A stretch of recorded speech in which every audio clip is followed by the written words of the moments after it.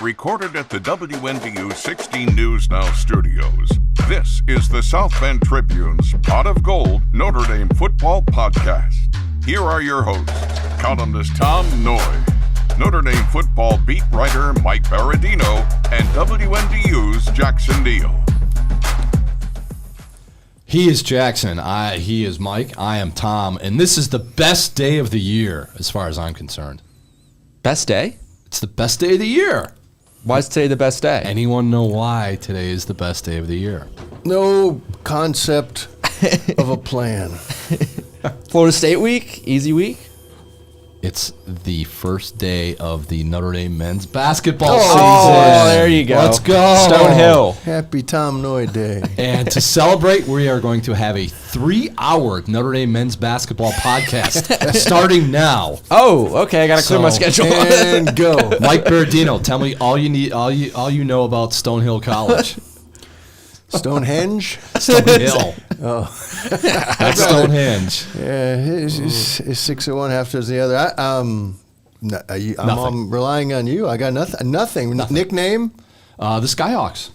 Based in what city? Northeastern Massachusetts. Where's that? Somewhere in Boston. Near the Basketball Hall of Fame out Could there, be. Springfield? Might be towards Springfield. So they played Monday night. They play the Irish tonight. How did that come about, that game? Probably Stonehill. Who are they doing a favor for? You know this is Florida State week if we're talking Stonehill, Notre Dame men's basketball. Yeah, you definitely know. Because we're not talking any Florida State. Well, we'll talk little Florida State. We'll talk some Florida State. Florida State stinks. So bad. So Stonehill, they're doing somebody a favor. Stonehill's transitioning to Division I. They are not eligible for the NCAA tournament until 2026-27. They used to be Division II. They played Notre Dame twice. I got a text from a certain former Notre Dame men's basketball coach about 8 o'clock this morning saying, wait, Digger Phelps beat Stonehill twice as a Division II team? So much for fattening up his win total there at Notre Dame. So Mike Bray was not very impressed that Notre Dame played Stonehill twice in Digger Phelps' 10 years. So Notre Dame men's basketball starts rolling tonight, the first of 31 regular season games. The Irish are picked 10th in the ACC. We could talk a little Notre Dame men's basketball later on in the year, maybe a Notre Dame men's basketball podcast if they ever get to top 25 status. But for now, we'll put that on the back burner, and we will somewhat reluctantly talk about Notre Dame and Florida State, but not yet, because last night, the first college football playoff rankings are out. And Notre Dame is at number 10. Let's run through the top 10 real quick. Number 1, Oregon. 2, Ohio State. 3, Georgia. 4, Miami. 5, Texas. 6, Penn State. 7, Tennessee. 8, Indiana. 9, BYU, which really would jump up to 4 because they would be the winner of the Big 12, so that would knock everybody down a peg between 5 and 9. Notre Dame is at 10, Alabama 11, Boise State 12. So if the season ended today, and it doesn't because the Irish still have 4 games to play, they would be traveling to State College, Pennsylvania, where they cannot fly into because the runway is not long enough, to play Penn State, which would be the number 7 seed. So thoughts on the first CFP rankings of the year, gentlemen? I think it's kind of exactly where I expected Notre Dame to be in terms of the rankings. We kind of thought all year after that Northern Illinois loss that a home first-round game was going to be pretty unlikely. I think throughout the season it's kind of been projected either Penn State or Tennessee going on the road to either one of them. So seeing Notre Dame on the road at Penn State just feels kind of right, kind of what I expected. Not really a big surprise there for me. Mike B? I'm still learning the process. I'm still getting used You to the still have bracket. you have 3 weeks to learn the process. Yeah, you got a couple weeks. You got 3 more Tuesdays. I had to write about it, but I got to double check everything. Well, what did you write about? I don't remember. You have no idea what you wrote Ward about. Manuel had some things to say, and I quoted him accurately. He's the chairman. He's the Michigan athletic director and chairman of the College Football Playoff Selection Committee. And you know, I found it interesting the way they split the hairs between Indiana and BYU. Only one team out of the 12 that you just rattled off, Tom, has a lower strength of schedule so far than Notre Dame, and that's Indiana. So the state of Indiana, not playing the big boys so far this year, even with the history at Indiana and or at Notre Dame and the conference for Indiana. So far, Indiana's going to see Ohio State soon and most likely lose. So, he mentioned that Indiana can only play the teams that are put in front of them, and they've been blasting. I mean, he definitely noted the 33 points per game margin of victory. So if I'm Notre Dame or anybody else with a weak schedule, I'm going to just run it up. Style points. Starting now. Yeah. Because I don't know that I'm not, again, I am not Bill Hancock, who's not doing this anymore, but overseeing that process. He kind of invented it. But I don't think I don't think they want to encourage teams to run up. So, but he said it on television, Mord Manuel did. He said it on a conference call. That's stuck in his mind, is stuck in the committee's mind, and the people buying the snacks for the committee. 33 points a game, that's good. Doesn't even matter who you play, I guess, if you're playing 103rd strongest schedule. Notre Dame's at 75th. So, they had a troubling loss, he mentioned twice. The Northern Illinois troubling. That's one way to put it. It was funny on the ESPN broadcast, what I watched of it before I started writing my column about it, is ESPN was quick, really quick, like 3 minutes into the show to mention the Northern Illinois loss. They also mentioned beating Navy, which had been previously undefeated. You know what was not mentioned at all when discussing Notre Dame yesterday? The win at Texas A&M. Really? Did not mention Wow. it. Was not even brought up about the fact that they went to Kyle Field the first weekend of the season and beat Texas A&M, which is just on the outside. I think A&M's ranked 14th. They're 14th. Yep. Shane, you can blame Shane Beamer and South Carolina for think taking so. some of the shine off of that, but it can all go back if all the shine can be restored in time for the Selection Sunday if A&M holds serve against the Longhorns, and that's Texas. At Kyle Field. Exactly. So Notre Dame, right now, like we said, would travel to Penn State. There is a possibility, there very, very strong possibility, that Notre Dame can still host a first-round playoff game. And how does that happen? Because we mentioned Indiana. Tennessee is at number 7 right now, but Tennessee It looks shaky. has to play Georgia. Oh. And Vandy. Upstart Vandy and Can't Clark forget Lee. about that. Can't forget. Oh no, absolutely not. They beat both Alabama teams. Vandy at Vandy, That's a tough game. That's an in-state rivalry, and Vandy's solid now. So Diego Pavia, 6-3 team. I think Tennessee. So I did a little research. I did a little preparation. Not much. So you did prepare. there you go. Well, I wanted to be conversant in where would the losses come from. I'm kind of a Notre Dame fans guide we're going to provide for where's your best hope for a loss, and I'm prepared to discuss where the shuffling could. And this is all before you get to conference championship weekend. It's this is easy all regular where season where stuff. it's coming. Well, all right. So let's start at number 4, Miami. Where's the best chance for Miami to trip up? It plays at Georgia Tech, it plays Wake at home, and it plays at Syracuse. Syracuse 6-2, and Syracuse is 6-2, but Stanford gave them did Stanford beat them? Stanford gave them a good game, but that's the chance. Miami at the Dome in the final, trips up there, but does it fall far enough? It opens the door for SMU, which is an ACC team, I'm told. Texas, where I talked about, it's got Florida, at Arkansas, Kentucky, and at A&M. Really, the only likelihood there is for a trip up is A&M. But again, there's distance between Notre Dame and Texas. At Penn State, you already mentioned. However, where would the loss come from? Washington at home, at Purdue. We know what that's about. At Minnesota. They're not losing at Purdue. Don't sleep on the Gophers. There you go. 6-3 Gophers. Gophers went down to Illinois and knocked off a one-loss Illinois team last week. So, and then Maryland at home for Penn State. Maryland's 4-4. So I think the Minnesota one's the one to seize upon. Tennessee, like you said, Tom, at Georgia, almost a likely loss. That's a top 10 matchup, but Georgia's a little wacky, but still very talented. And at Vandy.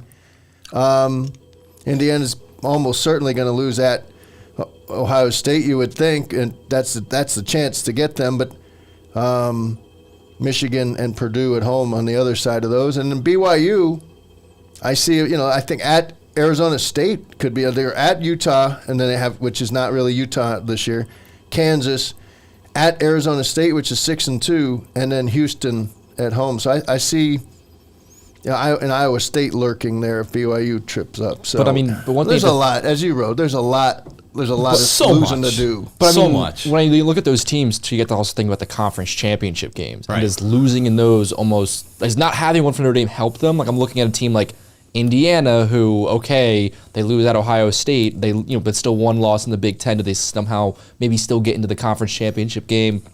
All of a sudden, we're talking about them having 2 losses from that. A team like Tennessee or Penn State, teams like that play in the conference championship game, don't win the conference championship, get that second loss there. Yeah, that could then hurt them while Notre Dame doesn't have to play in that. It might penalize Indiana in its standing as far as being able to host a first-round game. That's what I mean, But yeah. I don't think you would penalize them by dropping them out of the top 12. That's why if you look at what the 12 is right now, the easiest path for Notre Dame, obviously, first, win the rest of their games, go 4-0 in November, have Tennessee get beaten by Georgia, have Indiana get beaten by Ohio State, and regardless of how it plays out, I think Notre Dame jumps up and gets a home game out of that somehow, and we go from there.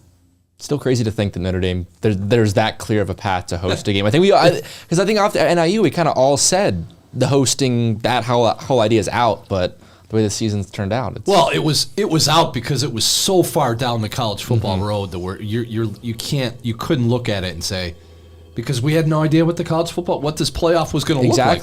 Like did we know Ohio State was going to lose? Did we know Georgia was going to lose? Did we know Alabama was going to lose a couple of times? Yeah. Like was there going to be an SEC team that was going to run the table?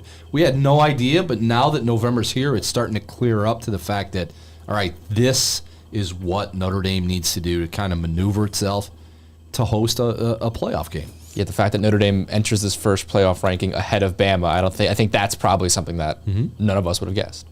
So I have another Ward Manual quote that I'd like to share because I think it's going to be a touchstone. This is our first chance really to hear. How's he thinking? Right. What is this year's parameters? That extra game, a losing in an extra data point game, which is a conference championship. Notre Dame will be resting that weekend. Right? Doesn't have to worry about it. We'll be dealing with. Does the transfer portal still happen when you're headed to the playoff? I guess so. Yeah. So we'll be dealing with that. This is what Ward Manuel said in reference to how does the committee plan to treat that extra loss in a conference championship game for someone? He didn't name Indiana, but you could see that being a possibility. So we try not to punish, but we also are watching the games. They did want us to know they are watching the games, so that's reassuring. That's important for us as we deliberate to talk about what we see as we go into it. Not just, quote, a loss, but how did the game proceed, Jackson? And how was the outcome of the game? And how was the performance, Jackson, of the Northern Illinois loss? So they already know that one. That was troubling. Will they be troubled by something that happens in a quote-unquote championship level game, a conference championship, as opposed to a MAC bye game? And I think the potential is there for someone to play themselves out of the 12 with a really bad performance in a conference championship game. True, but going back to Notre Dame, yes, that Northern Illinois loss was troubling, but the fact that was their only loss way back in September and they're going to wind up running the table, I think that would almost negate anything that happened against Northern Illinois, because it's like, well, look, we lost that game. We were awful. We stunk. We own it. But look at what we did afterward. We beat Louisville. We beat Navy. We beat Army. We went to USC. We won. We went to a neutral site game in Atlanta and won. We haven't lost a game since Northern Illinois. So as bad as Northern Illinois was for Notre Dame, to run off what will be 10 straight wins, that's got to hold something in the eyes of the committee to say, hey, look, Notre Dame was really, really bad. That might be the worst loss of any CFP possible team, but look at what they've done since. They deserve one of the 12 spots, and they will. Like I can't see Notre Dame being left out at 11-1. But every time people start talking about they're 11-1, they're in. I go back to the 2022 NCAA men's basketball tournament when Notre Dame went 15-5 in the ACC. Okay, school record conference wins, 15-5. They're 24-11, and Notre Dame was the 68th team in the NCAA tournament that year. They finished second. They finished one game out of winning the ACC, behind I think Carolina. They finished second in the ACC, and they were a play-in team. They were team number 68. If the season had gone on 2 more days, people would have talked themselves out of Notre Dame not going to the NCAA tournament. And if this gets wacky and Notre Dame goes 11-1, you'll just hear the drumbeat of the talking heads on ESPN or Fox or whatever talking about, well, Notre Dame doesn't deserve to get in because they lost to Northern Illinois. Mm-hmm. Yep. It's going to get strange. Exactly. It will get strange. No, I completely see that. Because Notre Dame doesn't have that 13th game with the conference championship when everybody else is playing, whether it's Georgia, whether it's Indiana, Penn State, BYU, whoever. All those teams are going to be playing and performing, and Notre Dame's going to be sitting at home. What do you think everybody nationally is going to be talking about?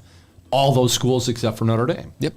And the biggest thing everyone will probably remember of Notre Dame would be that Northern Illinois loss. Like, there's been some good wins, but they haven't been like, I don't know. Like it's not like that Alabama win over Georgia was on national TV. Everyone's talking about. There hasn't been those signature wins nationally that everyone's talked about. Notre Dame's just kind of taking care of business since. So they may talk about, well, we don't punish for losses, but we do take into account how they occurred. So there's 5 one-loss teams ahead of Notre Dame, and they are Ohio State, and that was a one-pointer at Oregon, right? Yep. So that's certainly Oregon's number 1. So that's as quality a loss as you can have, and they're probably going to play again, right? Is that how the conference championship goes now? And I really don't. I kind of miss the divisions already, but I can see what they're doing with this. Not in the Big Ten. Those were some unbalanced divisions. Yeah. Mike Berardino, big legends and leaders. I love Coastal and Atlantic. Georgia had the loss. At Alabama. I didn't get to watch that. Yeah, we never get to watch the big game. No. Texas We're had the always loss working. at home to Georgia. So these are all high-quality They're all losses. beating up each other, basically. Penn State just had the loss at home to Ohio State, and James Franklin yelling at fans. Not a good look there. Not a good look. What are you doing there? What are you doing? And Seriously. and then Tennessee, I would say, has the worst loss because even though it's at Arkansas, that's an unranked Arkansas that is just 5-4, and then so those are the 5 one-loss teams. Still wouldn't be a good move for Notre Dame to test the committee's leniency with even a 1-point loss at USC or somehow a loss against Army. It feels like no margin for error to get in. Much less get a home game. But if you want to make a run at this thing, I still feel like you got to work your way up somehow with attrition, with blowouts to say, hey, what we're doing it too. Got to get up to the 6th spot at least. You do not want to have to win even a home game to start and then turn around and play in a bowl game the 1 or 2 team in the country. All right, speaking of blowouts, Jackson, we've waited long enough. We might as well let's set the stage here.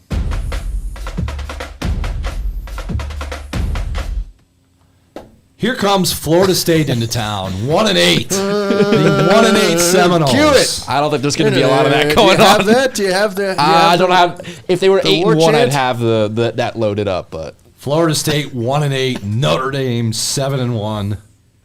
The Seminoles lead the all-time series 6-5. Irish have won each of the last 3. First meeting since the start of the 2021 season. That'll come up later in our show, in our pot of old, maybe. Notre Dame won that game in overtime, 41-38. Last Florida State win, 2014, in Doak Campbell Stadium, 31-27. Has there ever been a less anticipated night game in the history of Notre Dame Stadium than this one? Could we just flex this thing out and start at 11 o'clock playing on the CW? This does feel like a CW game. You can't watch this game on WNDU, so don't want to discourage people from watching that. We've got them. But yeah, this is definitely not what we thought this was going to be heading into the season. Like the exact opposite of what we thought. Line opened up this week with Florida State a 25.5-point underdog to Notre Dame. Irish are going to roll with this one. What's going on with the Seminoles? You're a Florida native, Mike Berardino. Yeah. What's going on down there? I don't know. It's this year's mix of transfer portal additions wasn't quite to the quality of the previous years, and they're still kind of in post Jordan Travis mode. They just started to go. Apparently, I did watch a little bit of the Mike Norvell radio show here this morning over pancakes, and was he eating pancakes? I was eating the pancakes. I'm surprised they're still doing that show. He was. He was. And with Tom Block and I think he said something like, "Well, no, I didn't. I read this. I didn't hear this. I want to give proper credit to Tallahassee Democrat. What a tough year to cover Florida State." And they had a quote in there from Norvell that going into the year, the thing he was most concerned about was how would his team handle adversity? How would they handle it if anything kind of started to go sideways? Well, we know the answer now. It's poorly. Not well. How about not at all? Yeah. So the temptation, the joke, the easy joke, especially as you were hearing Marcus Freeman work so hard to drum up, to scare, just before you can get your team's attention, you got to scare the media. Yeah. You got to make the media think there's a game, this really could happen. It's dangerous. Most dangerous one-win team in the country. So most talented, too. Most talented. Whoa. Oh, I heard all that Monday, and I was like, oh, the talent. All he's doing is trying to He was practicing. He's trying to hold off a Northern Illinois redo. Yeah. Is what he is. Well, he's got it. I mean, and that's the way to say it. Talent. Right. Don't belabor the fact that so many were one score losses, or that they were, within 2 touchdowns at halftime a few times, whatever. They've just been an abomination. You can't even really. Well, the funny thing is, I'm thinking, well, just call them the most dangerous one-loss team in the country at this point, right? The most dangerous 1-8. Let's just say most dangerous 1-8 team. Well, I'm scrolling through here the standings. Who are the other one-loss? It's pretty hard to only have one win by this point. It is. And in the big time ball, the only other team that I'm finding so far is Purdue. Yep. Purdue. We know what that looks like. Yeah, I would not classify Purdue as a very talented one-win team. No, and so then you go past that, and I'm going to miss somebody, but in the MAC, Kent State is 0-8, so you wouldn't want to see the flashes. They're dangerous. Air Force might be dangerous at 1-7, but they don't score. In fact, Air Force and Florida State are in the same sentence, because Air Force Academy, which just lost at Army. Notre Dame will see Army soon. Air Force is the lowest scoring team in the country at 13.8 points per game. Florida State, second lowest scoring offense, 14.4 points per game. I believe I have that right. So you got Air Force, Purdue, Kent State. Everybody else has at least 2 so far. And, Southern Mississippi. Brett Favre school, 1-7, and they're not too dangerous. So I guess we can say it. We can say this is the most dangerous one-win team in the country. If you got to see a one-win Go out team, on that limb. You do not want to see this particular one-win team. You don't, because Florida State has lost 5 straight. Their only win, it's ridiculous looking at their stats.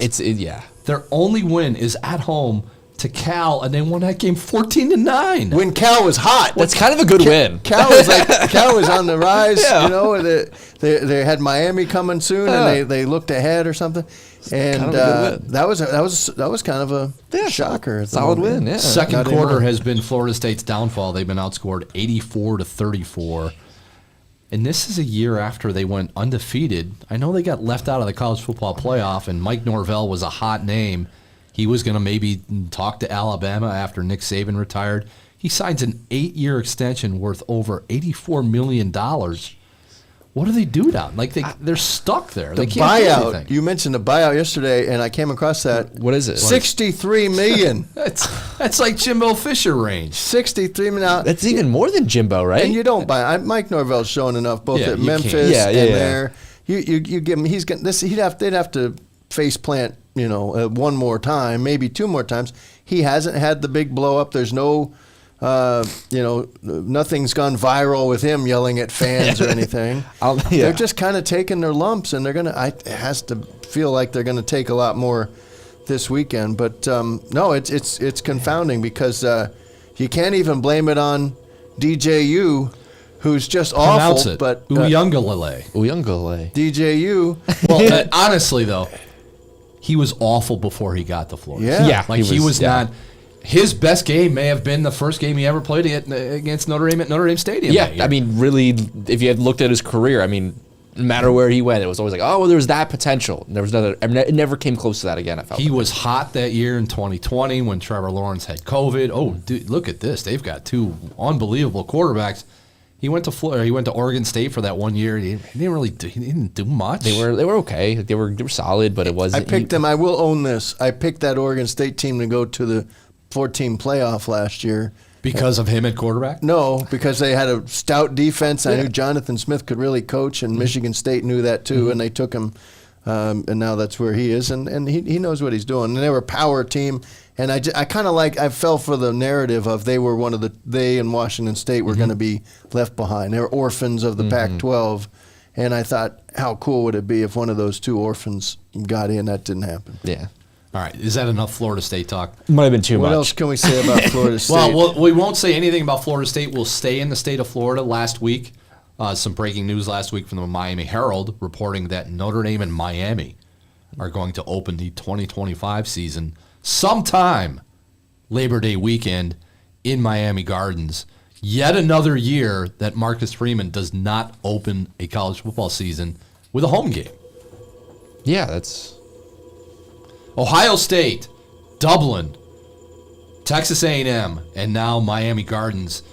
I don't know what Pete Bavacqua's doing because we don't get a chance to talk to Pete Bavacqua. But it's somewhere along the line, he's got to say, I know we have this agreement with the ACC, but we've got to open at home and get off to a good start and then challenge ourselves. Yeah. 2025, whoever the quarterback is going to be, whether it's Steve Angeli or CJ Carr, I don't know if it's the smartest idea to go open on the road in 2025 at Miami, whenever it is Labor Day weekend. They may play Thursday, they may play Friday, Saturday, Sunday, maybe even Labor Day Monday. You need a home game to start 2025. Might I push back? Of course. With the reminder of home openers under Marcus Freeman. 2022 Marshall. All the more reason because Tennessee State wasn't to their level, and then this year, Northern Illinois. But they get so jacked up to have to go win at Kyle Field, to have to play at Ohio Stadium, that they kind of forget, hey, win, lose, or draw, you've got another game. Their home openers have always been week 2. Let's make it week 1. It doesn't have to be a marquee opponent, but to open on the road because you're opening Labor Day weekend. So who are you going to come back and play the following week? What's going to be? Is it Boise State? I don't know what the. Is it A&M with the home and home? I mean A&M isn't going to be in September, but I just would like to see that program, given what you're losing on defense, given you don't know who the quarterback is. Obviously, you have no idea what staff changes will occur or may or may not occur in the offseason. It's easier for this program next year to open at home. This year, with that defense, with that offense, with that coaching staff, you can go to Kyle Field. I don't know if you necessarily want to go to Miami Gardens Labor Day weekend. I think it's also a good recruiting thing, though. Anytime you get a chance to play in the state of that's a hotbed of recruiting like Florida, and they've very close to the Faison home, and of course Noah Grubb's Orlando area. That's more central, and there's more. There's more talent down there, and they'd like to get more. And they got the guys from Tampa coming up here, Golden, but. I see both sides of it. You also get, I don't know what the average ratings are. I would imagine when everybody's 0-0, the Labor Day weekend ratings are really strong. Probably really good for every game. And so, not that Notre Dame needs exposure, right? But let's check out this team with the gold helmets. We don't know much about them. Where are they from? I think they, acquitted themselves very well, even in the loss at Ohio State. That was close into the fourth quarter. That they were winning into the late in the third. Notre Dame was, and so they kind of know the drill, and that's what must be what they're banking on here. And Notre Dame, Cam Ward will be out of eligibility. Mm-hmm. He will, and he'll probably be with a Heisman Trophy too. Hard to say. I don't have a good read on that. That Genty fella, if Boise keeps going, that's an interesting story. And Gabriel. Travis Hunter, Dylan Gabriel. Yeah. Who's your vote go to on the Heisman? I don't have a vote. I don't have a vote either. I thought you did. I did. I'm giving you one right now. Give me Ashton Genty right now. Okay, I think. He's just so dominant that team. Mm-hmm. It's really up in the air. It's gonna be tight. 4-person race, I think. Is there still time for Riley Leonard to get in there? No. Okay. No chance. He was your pick. What if he? I won't bring that up, but he was one of your picks. picks. No, I thought he'd get me to that ceremony. I thought Sam Hartman would, and then it became clear early on it wasn't going to happen, and then I was like, well, maybe. It became clear early on. But Riley Leonard is, if he just keeps running for 2-3 touchdowns a game, maybe he'll lead. Yeah. They really loved him in New York. Now that's where the thing, happens. Downtown Athletic Club in New Jersey. After the game, he came in there and did his whole. He's just shucks it, perfectly.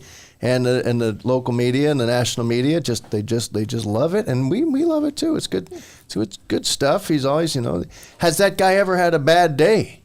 I mean, I would say Northern Illinois. Yeah, I was going to say. He was a little glum that day. Although he tried to play it off. He was a little glum. But hats off. It was all right. We're talking about Riley Leonard. Hats off to Riley Leonard because he has been available every single post game. We could not say that about Sam Hartman last year. Is it every single one? He's been at every single post game. Yeah. Yes. Even in Miami of Ohio? Yep. Yeah. I feel like we missed one in there. Something. No. Huh? No. Every single one. Yeah. Riley Leonard accountable. Especially after the NIU game. I mean, got up there, answered any question. Yeah. Now, some people pushed back. Some of the social media warriors, they wanted to see a Tim Tebow speech after that one, a promise to the fan base, that after the Mississippi loss, this will never happen again. Not on my watch. But he didn't do that, and he was human in the moment. Yeah. And that's when we were still trying to figure out if he, why did he scratch his head with the left hand? No, you were trying to figure that out. You're on that conspiracy theorist train right there. He did. He went left hand. Other than Marcus Freeman calling Florida State the most talented one-win team in the country, there was not a lot of news coming out of his presser on Monday. Couple of things. Jordan Botelho coming back in 2025 for a 9th or 10th season. We were losing count, but he would know that number. It's 6. It's going to be 6. It would be 6. It's going to be 6, and it'll be interesting to see what he weighs in at for that, because we've seen he had slimmed down, and we wrote a little TTP on that this week to the point about Jordan Botelho, because he was having a heck of a start to the year. His PFF numbers and he was factoring so much, but he was a slimmed down version. He said he felt faster, and I always thought he was pretty fast. He certainly he can run through a wall. So, that takes them out of the market for an edge rusher, I would think. Mm-hmm. And kudos to Mike Berardino, who made the call that Billy Schrouth would go back to left guard. Guess what? Billy Schrouth is back at left guard. Thanks for remembering that. Huh? I remember everything. Yeah, it's Rocco, as Mike Denbrock pointed out, this week, Rocco Spindler has been very consistent, by and large, at right guard. And I think they're factoring in the 10 games he gave him last year, too. Before Denbrock got here, the guy at right guard has shown what he can do. And I also like the fact, little TTP in the South Bend Tribune this morning about this for you. We need a little plug music. I'll work on that. The idea that Billy Schrouth, bigger, probably the most talented, I would say. I mean, Emil Wagner, really solid, really good. But I think upside, and like if you had to guess which one of these 5 would have the longest NFL career, I'm going Schrouth, I think. Schrouth or Wagner? Schrouth, I think. And so you put 310-pound Billy Schrouth now over there on the left side next to a little bit of a light left tackle in Anthony Knapp. He's 294. And so when they do tandem blocking, that's a little more oomph than you might get. Although Rocco's heavier, he's heavier than Shroud, so I don't know about that theory. But that's my theory. I'm questioning my theory. But I wrote it early this morning, and Before or after the pancakes? Shroud before. Shroud has really long arms. I like to ask about their arm length because that gives you an idea about who could maybe bounce out the tackle eventually. And when you do this, you got to ask the question that way. Would you know your arm length? And Rocco, he lied. He said, I don't know my arm. I never heard my arm. And Billy's like, he gave like a ridiculously long. He's like, I think it's like 34 and a half. And I'm like, okay, that's really you're a guard. And he's like, that's like that's like a high end in the tank. He's like, yeah, I think it's 34. And then I didn't measure it. But you might almost like having 2 left tackles now, if that's the case. Anyway. How about a little Irish rewind? We can do that. It seemed like this game was played a month ago, so we won't spend that much time on it. It was October 26th at MetLife Stadium. Notre Dame 51, Navy 14. The moment just a little too big for the midshipmen who could not hold on to the football. The Irish recover 5 fumbles. They had a pick in the end zone. Leonard Moore made that. Jalen Sneed forced a fumble, kind of just was there at the right time. Fell on the fumble for his first career touchdown. He and Jack Iser led the Irish with 9 tackles each. Speaking of 9 different Irish caught at least 1 pass. Riley Leonard goes 13 of 21 for 178 yards and 2 touchdowns. Jeremiah Love, just another 100-yard game for Jeremiah Love, 12 carries, 102 yards, 2 touchdowns. Riley Leonard adds 83 yards rushing on 10 carries and 1 score. And who was the knucklehead on this show that picked Navy and Notre Dame to go into overtime? Oh, yeah, that was me. A little off on that one. A little bit. A game that was supposed to be a game. Navy was undefeated. Navy was ranked. Navy was ready. Never really materialized in the swamps of Jersey. Mike Berardino, your thoughts of being out there in MetLife Stadium on that Saturday? Good. I've been to that stadium before. When you use a Lyft driver to get out there, it's good if they've maybe driven there before. Because if you don't hit that exit, you wind up somewhere you don't want to be. I've seen all quadrants of that facility now, and so did the Lyft driver. Nice fella, and we. The ETA went from originally it was going to be like it was a noon kickoff, so you want to get there early, and the original ETA was like 9:04. And I believe I got out of the lift about 9:42. Are you serious? Yeah, and Believe it. The meter was still running. I haven't taken this up yet with Lyft, but it was. I had you get the price in advance, and then they tacked on the scenic route somehow. It is not very scenic. I handled it great. As a New Jersey native, it's not scenic. No. Yeah. But anyway, so the what else stood out about that? 6-0 advantage in the turnover margin, which is astounding. So Notre Dame jumps all the way up to they're now plus 10 in the takeaway in the turnover margin. That's tied for 7th in the country. Florida State, by the way, is tied for 132nd in the country, minus 12. So there's a 22 turnover margin there, a swing between Notre Dame's plus and FSU's minus. Teams that let me get this right, because it just had Marcus Freeman mentioned this in his press conference. This amazing stat that teams in this century since 2000 were 1-24 when losing the turnover battle by 6. Exactly 6. Sometimes you could be -7, -8. But the one besides the other days, SMU and Duke. Is that what it was? Was Marshall. There's Marshall again, defeating Memphis in 2011. And I had to look back because I was like, man, maybe Jared Parker was coaching there or something, but he wasn't there at the time. But that would have been good. That would have been a good thing. That would have been a good thing for him. Or maybe, this was pre-Norvell and Marty Biaggi wasn't there. And there are no Notre Dame connections, but that was in 2011.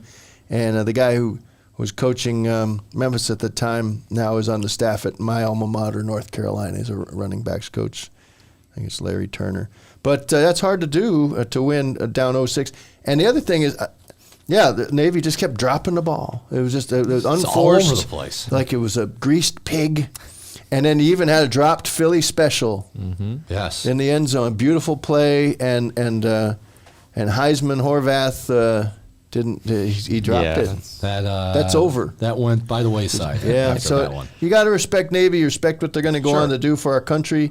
You respect what they did to get to that point, unbeaten and ranked. But Notre Dame did not mess around. Just took care of business and punished Navy for every mistake. And nice to see, strong work from Jaden Osbury, 50 snaps or so for him, and Jalen Sneed back in good graces and back confident, and that's important. So it's truly a 5-man rotation there at linebacker. And I don't for know the how longest time, he was number 5. Yes, and he probably reverts to that. I mean, he's kind of a special skill set that kind of a pass rush.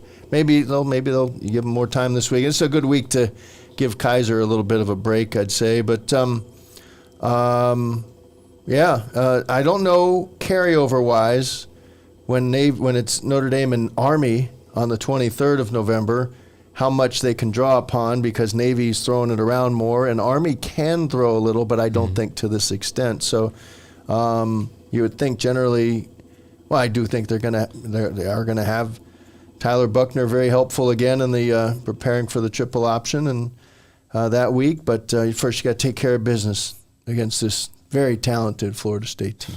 Very talented. The one-win Florida State team. One win. Talented. And hopefully the lift ride for Mike Berardino to Yankee Stadium is a lot cleaner. I'm than taking the train. Take the train. Oh, there you go. I'm taking the train on that one. You can take the train out to the Meadowlands, can't you? Well, I was staying. You were staying in Brooklyn. No, in this case, I was staying at the airport, the Newark Airport, which that's hard to get to as well. To the courtyard near the Brooklyn and Newark Airport. The Newark Airport Marriott used to be my second home.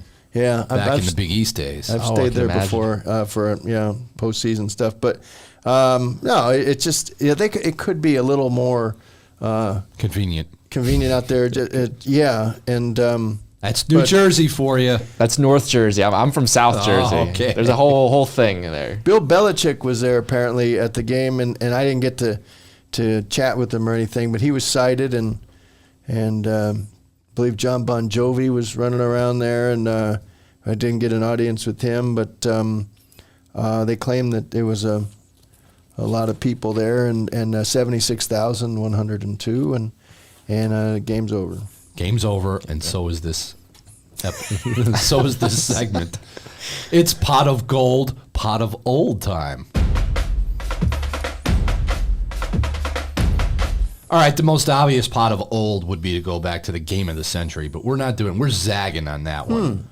September 5th, 2021, number 9th ranked Notre Dame 41, Florida State 38, Doak Campbell Stadium, Labor Day night, Jonathan Dorr, the 41-yard field goal in overtime as the Irish overcome blowing a 18-point lead in the fourth quarter.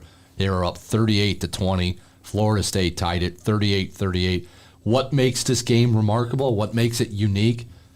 Everybody at halftime, and then B during the fourth quarter, all the social media people were wondering, who the heck is this first-year defensive coordinator? He's in over his head. He can't coach. What's he doing this? What's he doing that? And by the end of that season, that first-year defensive coordinator would be that new head coach at Notre Dame. That was Marcus Freeman's first game, which is why we highlight it this week on Pot of Old. I remember sitting there, Doak Campbell Stadium, Labor Day Sunday night. Still pandemic issues where you had to travel. Airline travel required you to travel with a mask. And I got in my taxi, old-time taxi. I've been to many airports. The only airport smaller than, I think, South Bend would be Tallahassee's airport.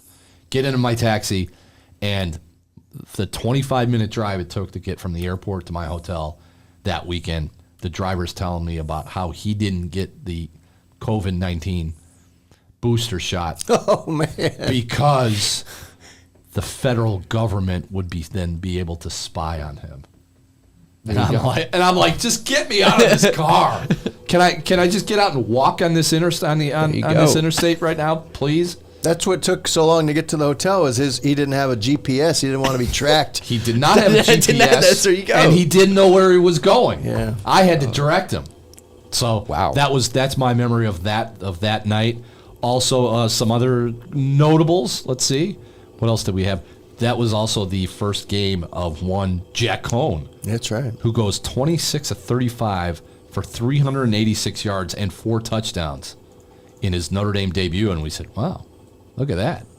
We got a quarterback here. Michael Mayer, 9 catches, 120 yards, 1 touchdown. And also the one play I remember for Kyle Hamilton. He had 2 interceptions that night. Oh, that one. He came from like somewhere in Ocala on that whatever with second, third down play where he came the length of the field, diving catch, out of bounds, interception. That was the night we thought Jack Cohn's pretty good, Michael Mayer's really good, and Kyle Hamilton's really, really good. So pot of old, September 5th, 2021. A long night down in Tallahassee, but a memorable one because even afterward, Brian Kelly sat down in the post-game interview room, which was probably only about 275 degrees and about half the size of the room that we're sitting in now. And somebody asked him he pulled out the old John McKay line from the old USC coach. No, he said that on the field. Did he say he said it to? I didn't hear it on the field. He said it on the field to Molly McGrath or somebody. And then he repeated it in the postgame. He did? He repeated it in postgame. Oh, my Lord. And it went over like a lead balloon, and all of us. I didn't want to raise my hand and say, Coach, I understand the reference you were trying to make.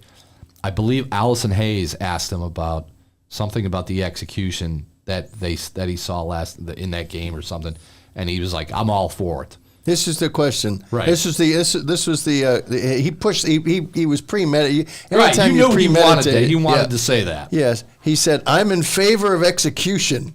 Maybe our entire team needs to be executed after tonight." I do remember that. We just didn't execute very well. So we didn't know that he had said that on TV. Oh, okay. But execution came up in the postgame, and he repeated that. Oh, my God. He repeated that line, and it was like dead silence.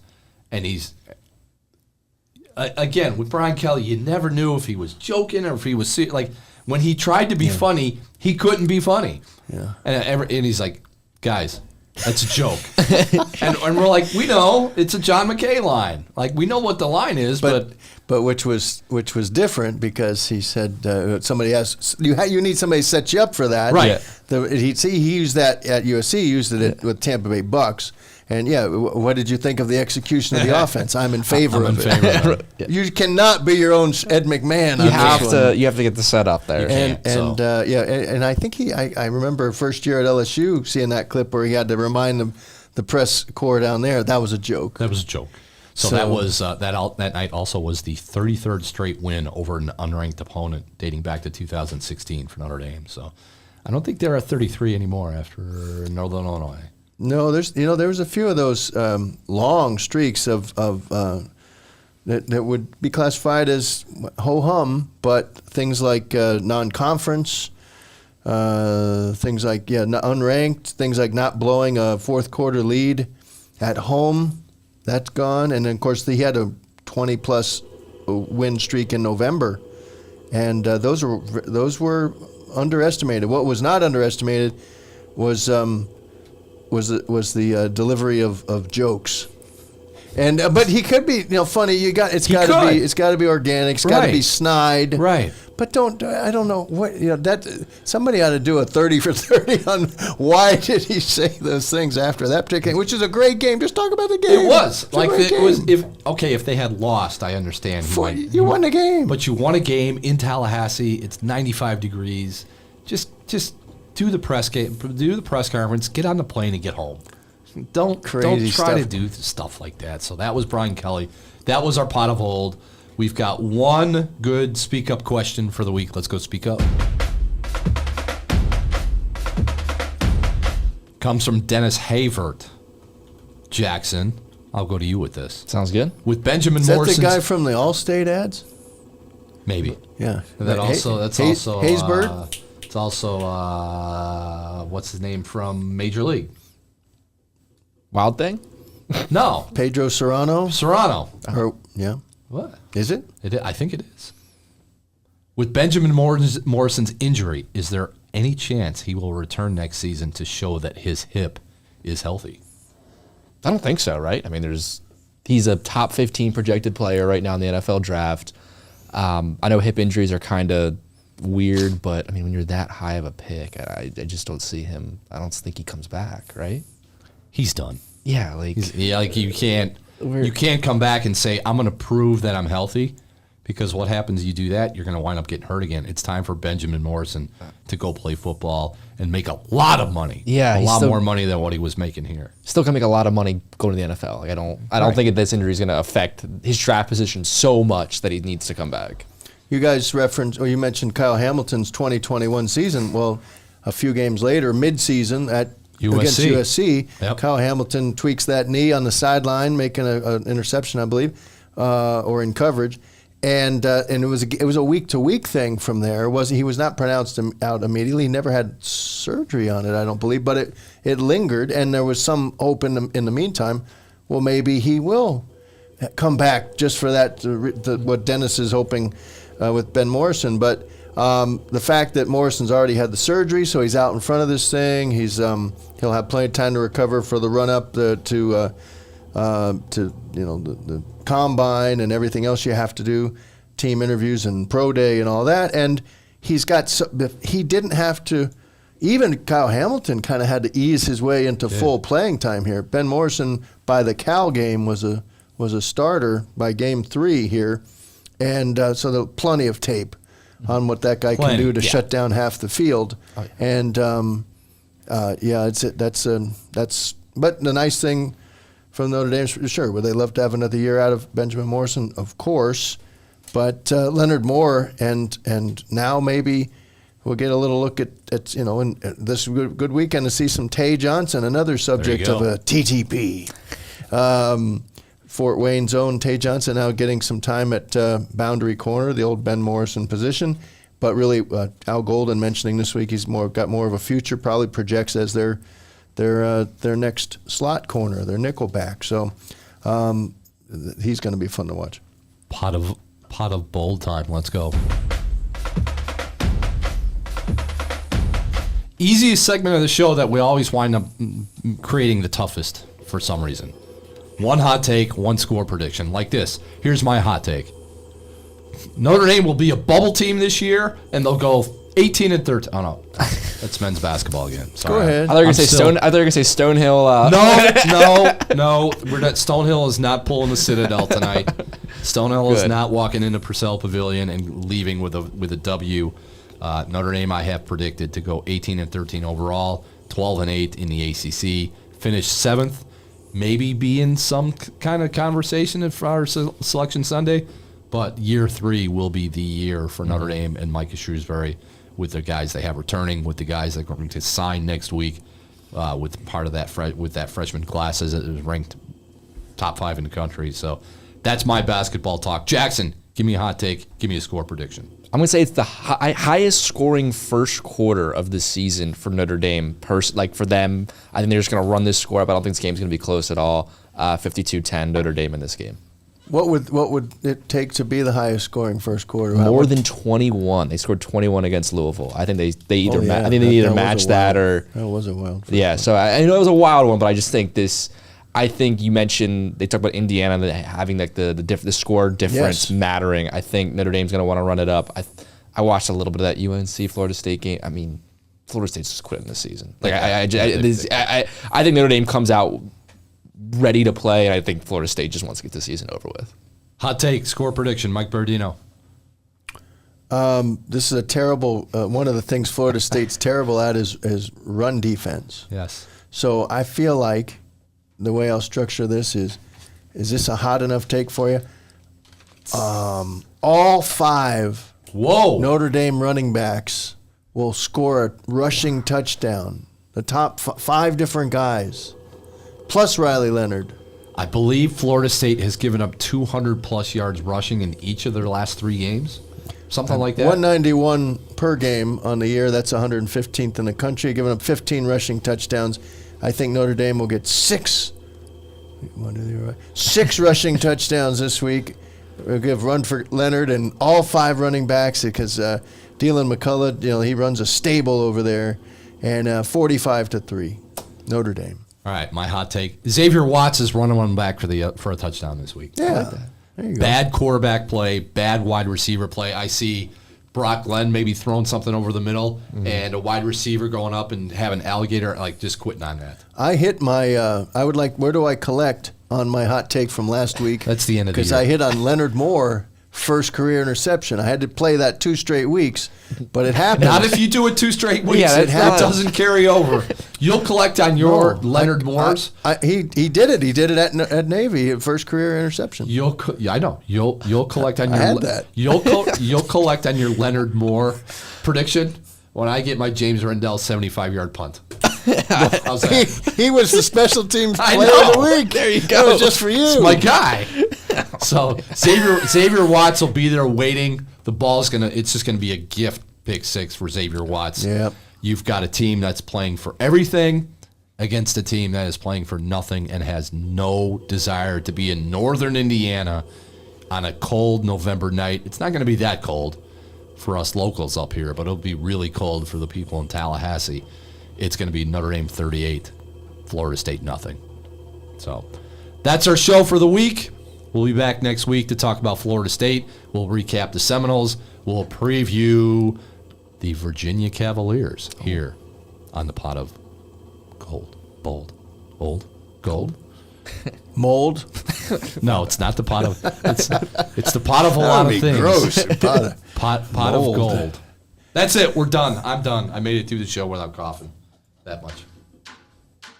This has been the South Bend Tribune's Pot of Gold podcast, your home for insightful Notre Dame football coverage and analysis.